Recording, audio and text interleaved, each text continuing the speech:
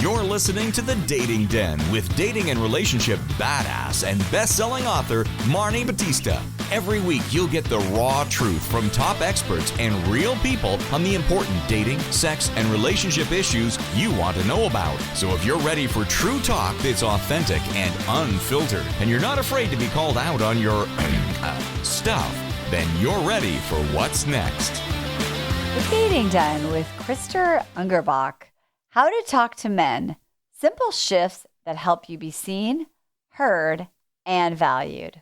Ladies, welcome into the Dating Den. I am so excited to be here. And actually, it's kind of crazy. I've been recording episodes, living life in my RV. Now I'm back selling my house, getting crazy ready to begin the next chapter of my life as an empty nester.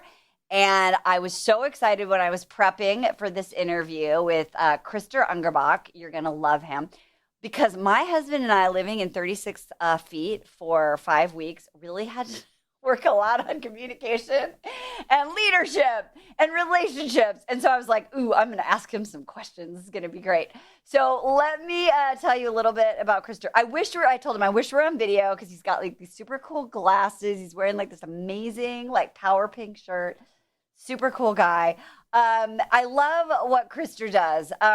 He says, we're in a communication crisis and most of us don't even realize how bad it is. We confuse sent and received. Our words and approach create a massive drag on business success, relationships, communities. In fact, when I think about the work that I do, most often people ask me, what should I say? So he's like perfect for our crew. Meanwhile, all of us are like looking for change. We're trying to get a competitive advantage. And what he says is the answer we've been seeking is inside us right now. It's simple, it's fast, it's free. He's the #1 Wall Street Journal best-selling author, a battle-tested CEO, which makes me smile, a leadership language expert, and he has developed the highly effective TalkShift system. Simple changes and adjustments that will elevate your communication, increase morale, your performance, and your growth. And people who use this system have better relationships, whether it's at work and at home, faster growth, a stronger competitive advantage, boost in performance. And he's going to talk to us about how to integrate that, what it means, what is TalkShift. He's working on a project called Relationshift. I mean, there's a lot to cover here today's episode. So I'm so happy you're here, Krister. I am so glad to be here. And you're telling me about like your listeners before we kind of hit record.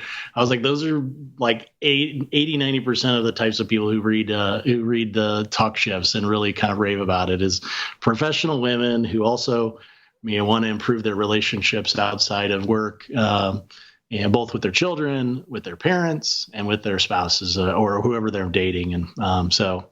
It's I'm really excited to be here, even more excited than I was an hour ago. Oh, good. I'm so glad. And when I said I spent 36 feet living with my husband for 5 weeks, you smiled. And so I'm glad it amused. I'm glad it made you smile. First of all, living with your spouse in 36 feet is living with your spouse in 35 feet.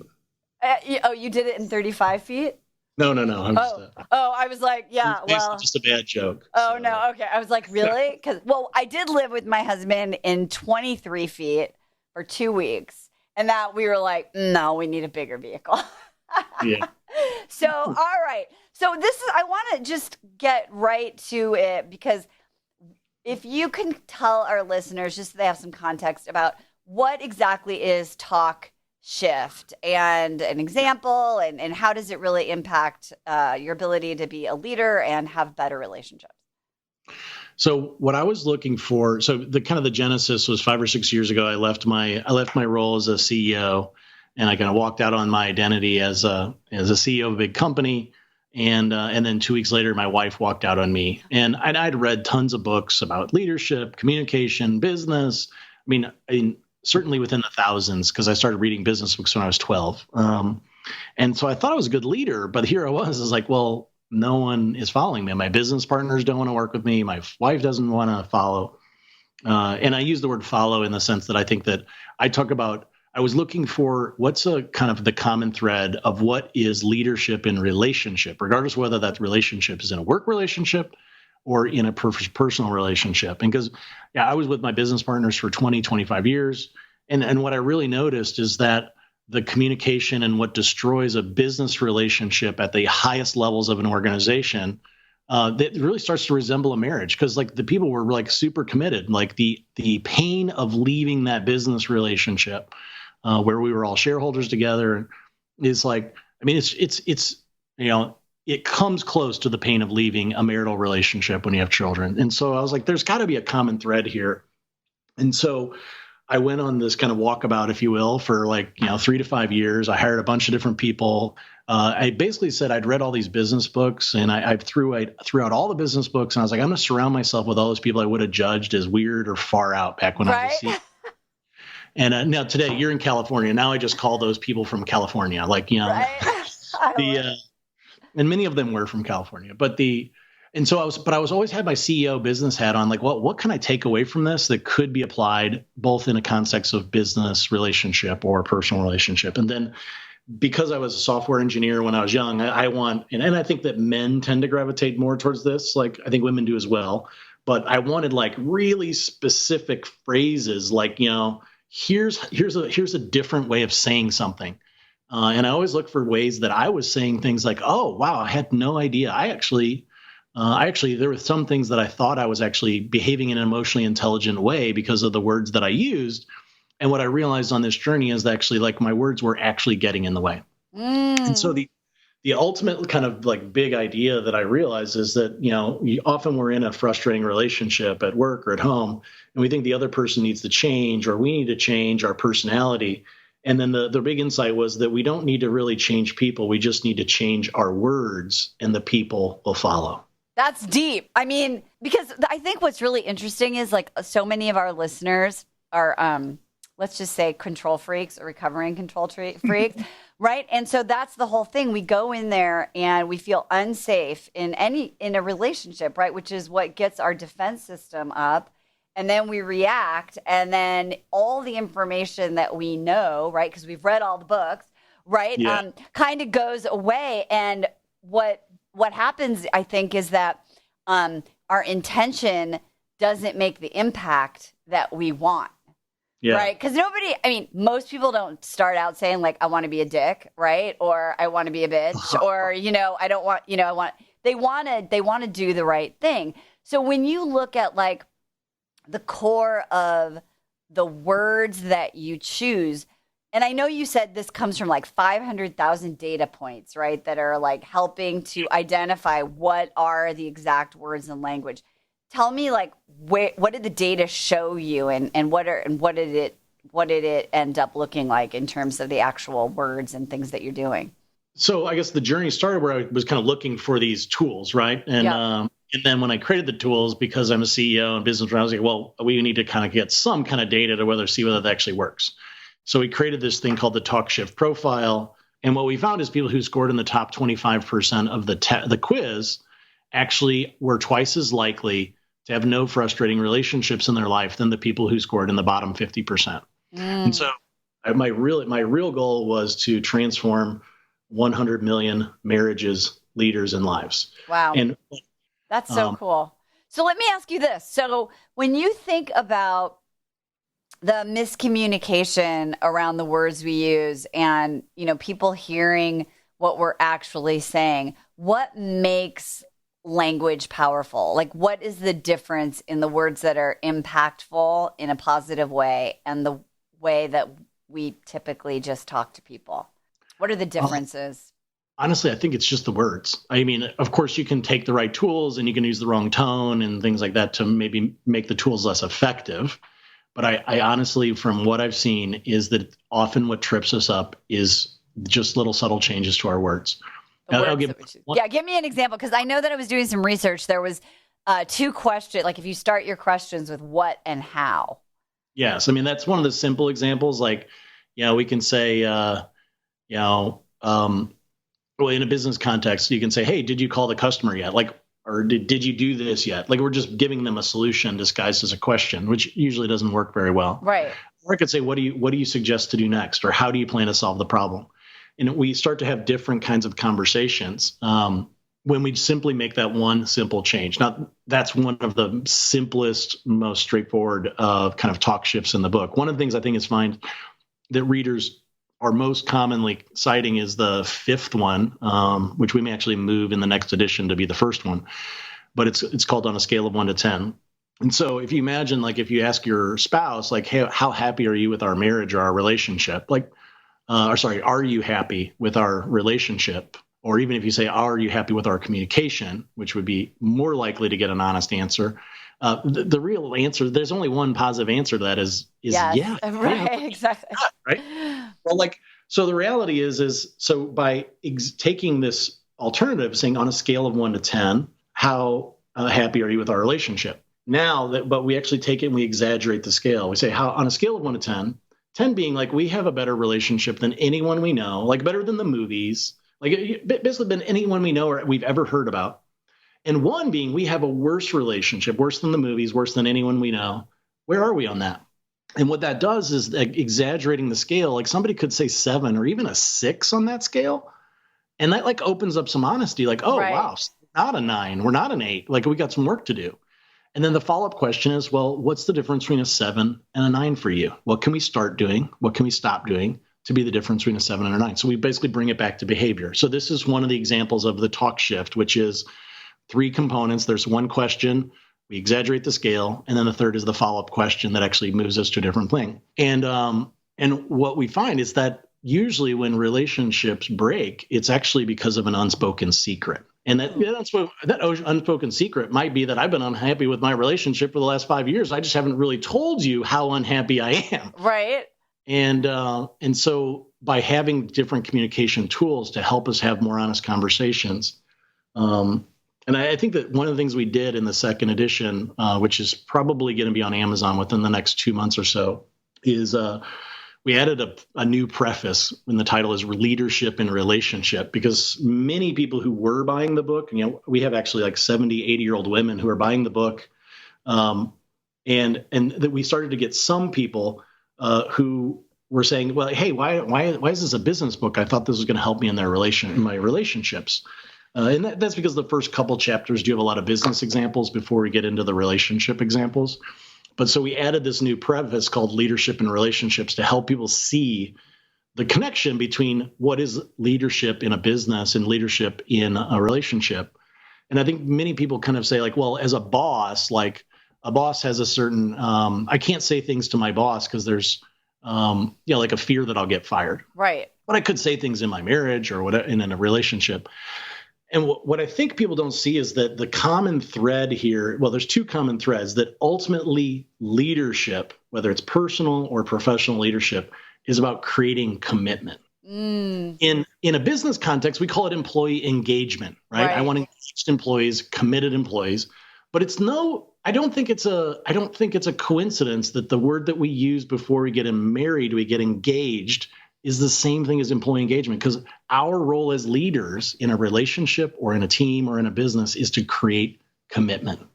And we do that through our communication. And then the other thing that we found is that the parallel that people typically don't see between leading in a context of and why these tools work across both contexts is, if a boss says, hey, how happy are you with your job? Or sorry, are you happy with your job here?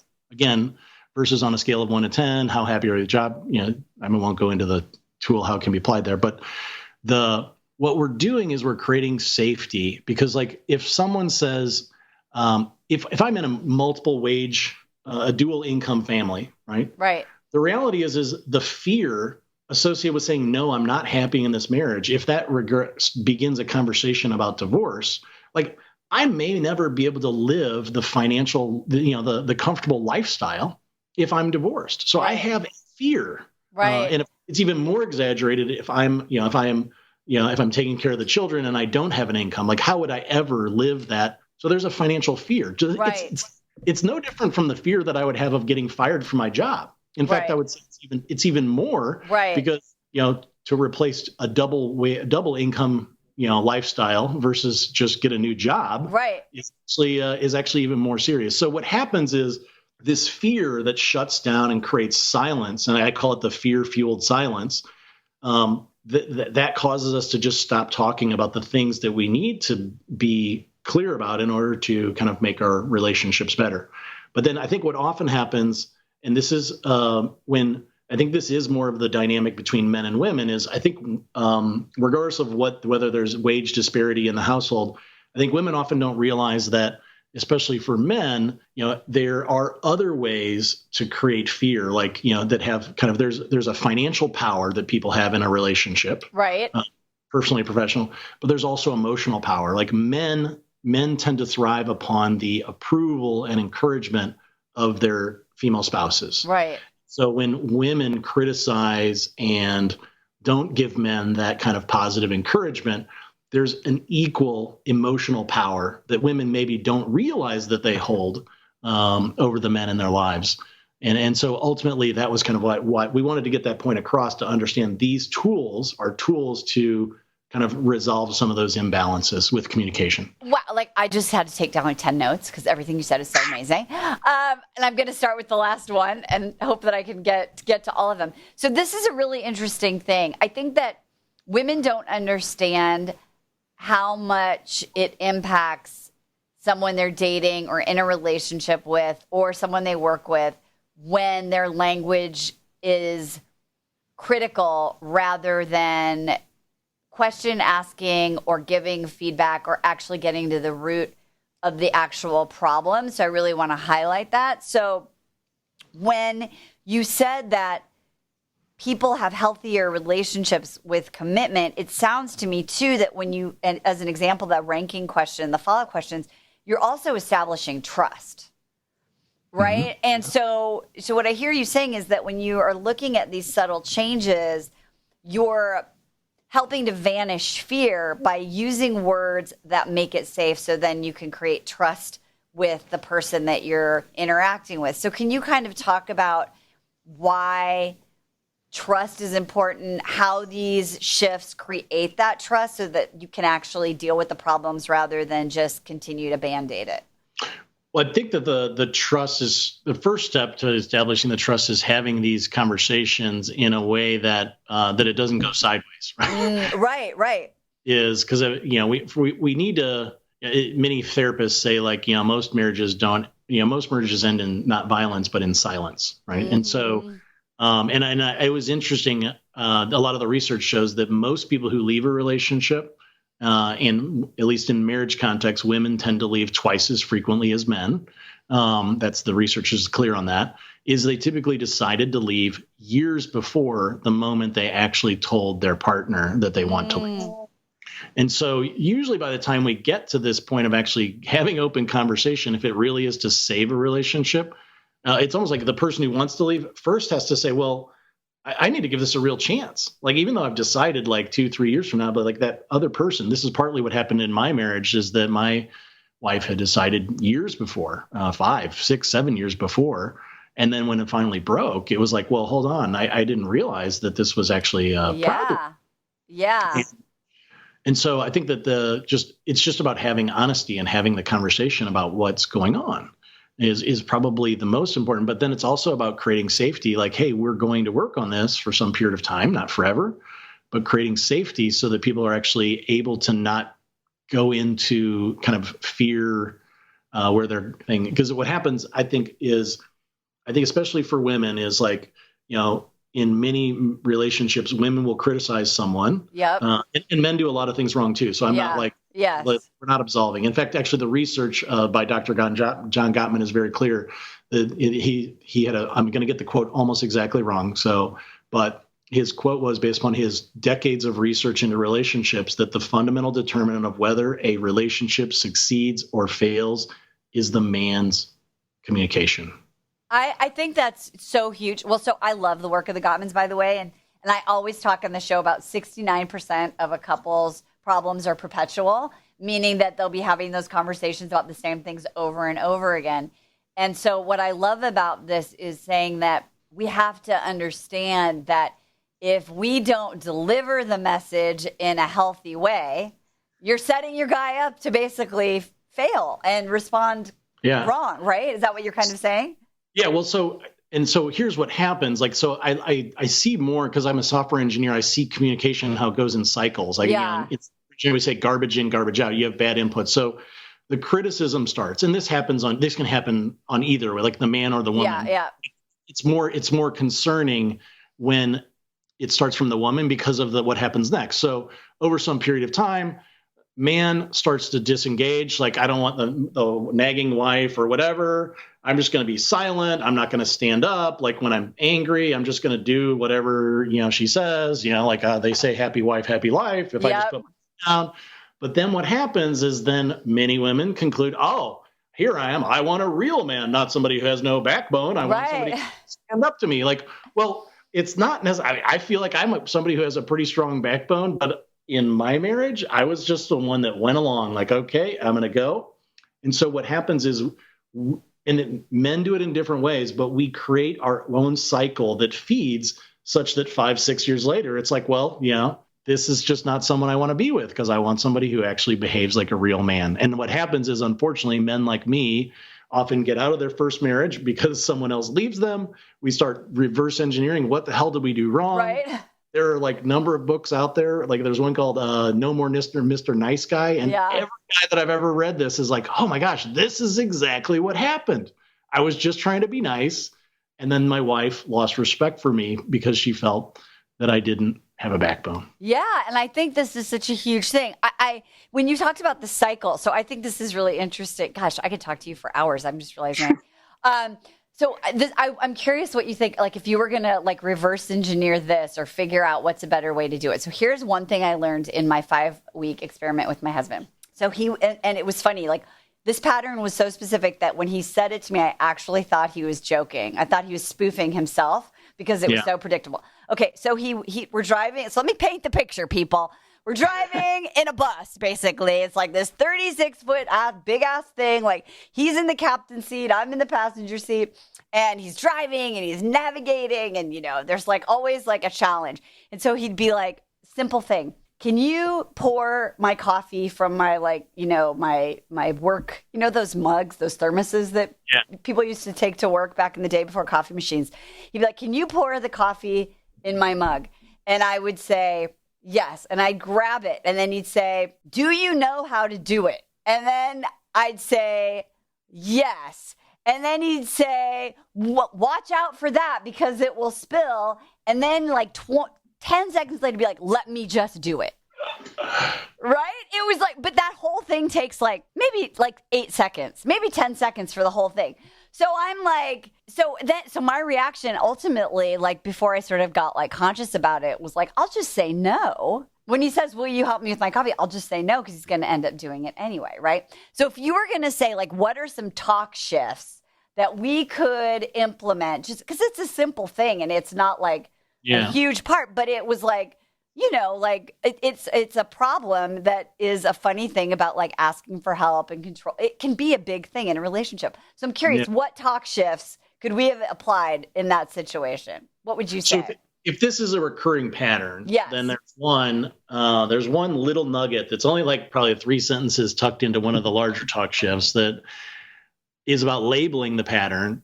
And then coming up with, because it's about being playful about it. So like, like, let's say you're like, hey, this is the 4th time you've asked me. So like, can I like, can we call that? Like, just give it a name. What would you call it if you were like going to make it like a playful, funny, like that playbook? What's I would call it the I want help, but I don't. So like, then I'd like make it kind of like funny, like the helpy trick. Just help me trick again. Like whatever. Just come up with something fun and playful. And so like, hey, and then we agree, like, hey, whenever you do the helpy trick, is it okay? We're asking for permission. Would you be open? So this is a yes, no question, but we're gonna say, would you be open if I say helpy, and you're like, oh, there I do it again.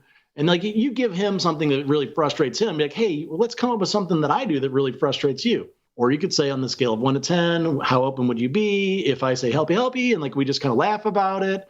So I did this with my wife, my second wife, and it was what was that? It was happened not too long ago, but it was. She said, "Do you notice that you?" Oh, so it was Friday night. We're having some wine, and she goes, do you think I'm dumb? And and so one thing I did notice over the journey of writing the talk shifts is like after a couple glasses of wine, if someone asks you, do you think I'm dumb? This is not the right time to have the conversation. Exactly. That's the wrong context. I'm just laughing because, like, first of all, I want to go out to dinner. My husband and I should go out to dinner with you and your wife because I think we'd laugh a lot. But that's exactly it. I wanted to say to him, like, do you think I don't know how to fucking pour coffee in a moving vehicle? Okay, so I feel your wife right now. So tell me what happened. So I circled back the next day and say, hey, when you said that, like, what was it? She goes, well, do you realize that you ask, does that make sense a lot? Ah. And so I was like, oh, yeah. Like when I was in like 22 years old, one of my first mentors, because I was in technology, he'd be like, you're in a meeting and you're talking about some IPsec profile, like, blah, blah, blah. He goes, so when you're in the meeting and there's not technical people in the room, just ask, does that make sense? So it's just had become a habit. And so the interesting thing, so we had been dating for like probably 18 months. We were not yet married yet. And I said, okay, so whenever I do that again, just because it's a habit. It's like I'm unaware of when I do it. Right. It has nothing to do with whether I think it's just a habit. So you just kind of look at me and be like, Krister, that does make sense. And let's count it off and let's see how frequently it happens. Because I agree, I probably do it more frequently than I think. So literally, like we were still dating, like we have kids half and half custody, so we wouldn't even see each other every day. Within 1 week, we're walking and she goes, 34. Oh my God, that's amazing. Just to like, and like I'm like this. So we're bringing awareness to the habit in a playful way. Yep. But then there's another aspect of this is that, so imagine this habit had gone unchecked for another 10, 5, years or whatever. Like she's a career woman, like many, like, she's very successful, makes, an amazing compensation working for a big tech company. And she started to wonder whether I thought she was not smart. Right. Because of this repetitive pattern of communication that was just because some mentor told me at age 22 or 23, just make sure you ask people, does that make sense? And so this is how sometimes really subtle, innocuous, like not even intentional things can erode a relationship or can erode someone's self-esteem in a relationship over time. And I'm so thankful that we caught it. Yeah. And we caught it because we used the tools in the talk shifts in our own relationship. I think this is so amazing because so I read this book. I also went on another adventure with my husband this summer on a boat. And I was reading a book called The Sea Wife because I was like, I'm a sea wife right now. And what she says in the book, and it's fiction, but it's written sort of to be almost like a memoir. But she says when you're on the boat, like it exposes the gaps in your relationship, right? And so on the RV experiment, it exposes the gaps in your relationship. And so I love this because what we did is we did sort of name the pattern, but I like yours better because mine was a little mean. I'm not going to lie. Yeah. Because his dad used to do that to his mom. So I'd be like, oh, you're in the Eric pattern. See, but that triggered him, right? So now I'm going to call it the helpy pattern. But we were playful about it, right? And I think that's a really important thing that you're talking about here is that you can solve relationship problems in a way that is, and I always say like feminine, but it's playful, it's productive. Yeah. It's not in the like, oh my God, you're a fuck up, you're a bad husband, like if you don't solve this problem, blah, blah, blah, blah, blah, right? It became playful. And that's why I actually thought that's why I thought he was joking. I was like, are you joking? As a recovering sarcastic person, I will make this is a very critical point that you just mentioned, is sarcastic is not playful. Yes, this is so good, Krister. Yes. It may be playful for you, but it's not playful for the other person. And unfortunately, I was raised, of course, I remember when I would do the like Bumble, the online dating thing after my divorce. If I ever saw a woman who, and it's more frequent than you think, like people who put in their profiles, sarcasm is my language or whatever, I'd be like, I'm running for the hills. Yes. Because that is actually the one chapter that I didn't get into the book that I wanted to get is basically the antidote to sarcasm, which admittedly I haven't completely written yet, so I can't say what it is right now. But what I do know is that sarcasm should just be cut out, like just cut it out because it never improves relationships. It doesn't. And I'm married to a British person, and so I think British people, right? Like it's in their blood. But I really love also the example you shared with your wife, because then it allows her to not take it personally. And I think that's what happens when we get into these patterns, is what you highlighted is so important. It becomes a habit. And then it can turn into resentment. It can turn into low self-worth. We call it like going global, right? Then you could say like, he's always that way. He never does this, right? And it's like every relationship problem that's ever been written about can be fixed by making these small shifts. So first of all, I'm fully going to interview again when your next book comes out, Relationship. But if you were going to give us one more like easy word trade out, like a trade-off, something that we can implement that's a talk shift before we wrap up and everybody runs out to get the book. I'm going to totally watch this video with my husband. I think it'd be so fun. Tell me what that would be. What would be your last sort of like, just try this? So I think the next one is really around anger, which is tucked into the relationship book. But I think it also the relationship part of the book, which is towards the end. But I think it applies equally in business, because my experience in the CEOs and leaders that I coach is the most common emotion that they experience at work is anger, frustration, and disappointment. Yeah, which is all just synonyms for anger. And so many psychologists will say that anger is not a primary emotion. It's a secondary emotion, meaning there's always another emotion that's fueling anger. And so whenever we find ourselves angry, someone else angry, whether it's our children, spouses, employees, is we ask ourselves, what is the emotion behind my anger? And it's a multiple choice question. I'm going to get it wrong, but I think there are 4 answers. I'm afraid, I'm embarrassed, which is another word for shame, I'm guilty, or I'm sad. Yeah, that's great. I think there may be another one, but the point was I was never somebody who was very in touch with my emotions. So if someone would just ask me, what's the emotion behind my anger? I'd be like, there is no emotion. Well, the reality is like by forcing the question and saying these are the only 4 choices, just pick the one that's closest. Now it's just say, well, I'm angry because I think I'm afraid. Maybe afraid is too strong of a word. Maybe I'm like anxious, or I'm like, but now I can say, like, if I have a follow-up conversation, if I talk to you about how I'm angry, it puts you on the defensive. It may put you in a state of fear if I'm your boss, or if you're afraid that I'm going to leave the relationship. And now you shut down and we don't really have a conversation about what's creating your fear or the anger. And so now we can have a conversation rather than saying, hey, I'm angry, I'm frustrated, I'm disappointed. It's like, I'm afraid. I'm afraid of what would my life look like if this relationship ended. I'm afraid that even though I'm very comfortable in my relationship with my wife, there's still times when she does something literally in the last week that I'm like, there's just this fear that like, oh, what would that look like if we, is she so upset about that she would potentially leave me someday if this continued for the next 3 to 5 years? And there is a moment of fear. And what happens is, initially it bubbles up as anger. Yeah. But I, anytime I feel anger, I say, okay, what's the relation? What's behind it? What's behind it? Okay, I'm afraid or I'm anxious. So let's talk about that emotion. And so that I think is one of the second or third most powerful talk shifts in the book. But I think it's like towards the end of the book. So. Well, then you just got to read the whole thing. I mean, obviously.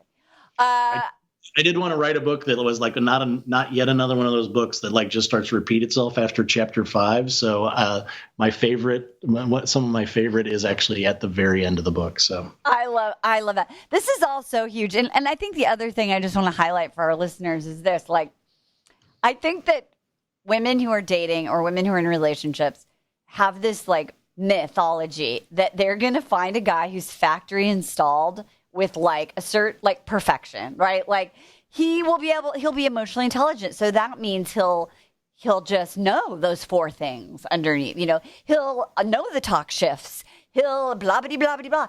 And I think what I hear you saying as a veteran of a failed relationship and someone who's working on a second relationship with a lot more awareness and intention, it takes intention, it takes communication, it takes commitment, right, and engagement and all of these things. And then if you find the guy that's willing to do that with you, right, then you can work through those 69%. Because ladies, if you're looking for the damn perfect guy, he ain't there. So what you're looking for is a guy who will say, hey, let's figure out a way to deal with the helpy or the that doesn't make sense situation, because we all have them in our relationships and we're all human beings trying to find love. So I think this is brilliant work. I'm so excited that I got to have you on my show. I'm honored. I think there's one line. This gets into one of the chapters I'm actually writing for this next project, the Relation Shift. So the next project it will be a book, but it's actually going to be, the subtitle is A Moving Marriage Between Music and Spoken Word. And wow. I wanted to use music because I think it's a metaphor for how words can move us. Music can move us without touching us, right? And too often our words hurt more. And then there was this thing that came up recently, like, I think partly like what relationships get destroyed in a moment and they get built over years, or, so it's that controlling the things that we say in anger and remaining calm. So much so that there was this moment my wife was triggered just in the past weekend over something. And I know I won't go into the triggers, but I knew that this was something that was a trigger for her. It's not something I did, but it was something that just kind of happened to come into our lives while we were walking on the street. And like an hour later, it was like, literally we had like this, like, I was like, oh my gosh, I don't know who this person is who I'm talking to. So much so it was like, and I'm exaggerating here, but I told her, I was like, it was almost as if you were like temporarily insane for 15 minutes of your life. Right. But knowing enough about triggers and how, it happens to me too. I have different behaviors, but knowing enough that when we know what our triggers are and what our partner's triggers are, then we can almost be more likely to give them a pass. It was almost like I was waiting for the evening to be ruined. As soon as this thing came in, I was like, oh man, something's going to happen. It's not going to be good. Whenever this ticking time bomb, actually explodes. And it took about 3 hours before it did. But it actually caused me to think of, like, sometimes I actually want to talk to a therapist, like, who maybe like deals with, like, what would it be like to actually be married to someone who you discover later is bipolar or has Tourette's syndrome or whatever, like someone who truly has a diagnosable, like, condition. We have to, like, just give them, if we want to continue a relationship, we have to give them a pass for that, like, 10, 15, 20 minutes when they are having an episode. And I think that sometimes, like, in relationships, like, that is a skill to be able to know when you see the time bomb ticking, which also requires us to have those deeper conversations about, like, what are the things that just set us off that other people have done, so that we know that, okay, I knew as soon as this thing happened on the street, I knew that the fuse was lit. I didn't know when the fuse was going to go off. Right. I was like, I got to be ready, because when this one goes off, it's going to be a good one. And she's going to probably say some things that she doesn't mean to me. And I just need to stay calm and let it go. And not like put my head under the ground. I just won't talk about it in that moment. We talked about it 2 days later when it kind of subsided. And then we got through it. But it wasn't about trying to argue or engage in the moment. In the moment. Yeah, I think that's so great. Like, when I think about those things, I think of them as like balls of energy, right? Like, it's just energy that's happening in the moment. And so I'm sort of like being aware of the energy, like being like not letting the energy like come into me, but just like allowing it and observing it. I always call it participant, audience observer. You know what I mean? Like, I'm just like in it, but I'm watching it, and I'm watching it from afar, and I'm also in it. And it's really, in my 36 foot experiment, it was really powerful, because I was like, wow, this is just energy happening, and it's not personal, and we will talk about it. We will talk about it later. And what's really cool about living in 36 feet, and my husband really wants to do it, and so do I. And I was joking with my girlfriend. I was like, he wants it so bad that he's just like, any kind of conversation, he'll be like, let's have it. Let's figure it out, right? Because we really both want to do it. No one wants to have a shitty experience. And I just think that's what's so beautiful about this thing that I'm doing, is because we said this, like, when you're living in a house, if someone's annoying, you can just like, whatever, go in another room, whatever, you know what I mean? You don't have to confront it, really. And that's why I'm really excited about my experiment and this conversation we're having and this book that you wrote, because when you love somebody and you're committed and you have trust, then all you need is the space to have those conversations and the wisdom to not have them in the moment. And then you can really create together like more intimacy as a result of this sharing, like, actually what happened is I was sad and scared. And so I really want our listeners to know that, like, all of this with the right person allows you to create intimacy in the space of conflict or challenge. And you can do that at work as well. You can create more trust. You can create more rapport, and people will be more engaged and more productive because you're actually caring about them. And I think that's why what you're doing is so powerful, because at work, it's no different. People want to be cared about. They want to be acknowledged. They want to be appreciated. All those things you say, like, that people say when they're complaining. So I know you wanted to say one last thing before we wrap it up. Well, I think it actually relates to I think the other reason why the book crosses over between personal is, like, some people feel more comfortable practicing in their work Yes. life. Yep. So, like, if I feel like my marriage or relationship is on the verge of exploding, I may feel more comfortable practicing these talk shifts at work and then bringing them into my relationship once I feel like I'm not doing them wrong. Other people feel the opposite. Like, hey, I feel great in my personal relationship, but my boss or my team or whatever is so that's one of the things is, like, I had the opportunity of learning French and German as an adult. And my French teacher said, how do you learn French quickly? He said, practice it everywhere, at work, at home, on street, everywhere. So it's like, really, like, that's one of the reasons why crossing over the two. So I have one thing for you to consider with your husband in that 36-foot space. I love it. This is great. Yes. So if you actually watch the video book together, like, you're literally sitting on the couch. I mean, you can put it on your smart TV. It's on Google TV, Roku, whatever, or you can just, connect your iPad to the TV. So it's called TalkShift TV. You can get on TalkShift.com. You can actually get the video book. It's an option to add after you buy the book. But the point is, when you're sitting there watching the book together, then if there's one of these talk shifts, so you're like, what's your husband's first name? Or Jeremy. If you say, Jeremy, this talk shift number 5, that's one I would really like you to practice more with me. And as you go through, give him an opportunity to pick 2 or 3 that he could say, Marni, this talk shift 15, this is one that I'd like you to work on with me. I love and what you'll find is highly likely that the two of you will not choose the same one that you want your partner to work on.